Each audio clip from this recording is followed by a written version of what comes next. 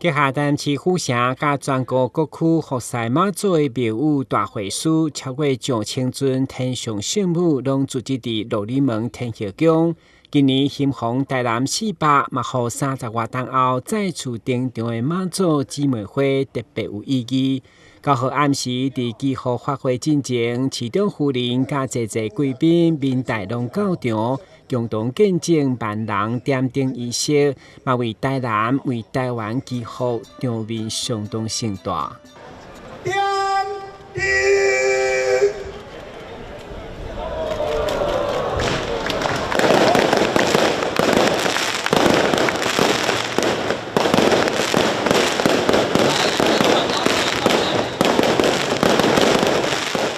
前2年能够姐妹会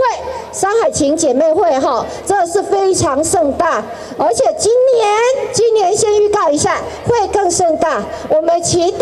这样的姐妹情姐妹会能够延延绵长，能够千百年还能够继续下去，这是我们当4岁妈祖的囡仔期待的代志。记号活动除了延续国有宫100年的情谊，现场参与点灯、手提灯火民众更是抱着满满祝福，因为这几摆风台和台南的冲击降到上低，认为就是马祖等宗教信仰的力量。我相信马祖会选择伫30冬后，伫今年搁来举办着咱这个马祖姊妹会的7条咱的礼道法会，绝对是希望会当保佑着咱国泰民安，咱所有的人民会当搁较安定，咱的生活会当搁较好。这2届这风台啦会使讲对台南市孙来讲非常拢会少，咱嘛拢归功于讲咱拢有因为台南拢是开基开大的这个寺庙咱这新尊那么讲咱这新尊有较兴啦，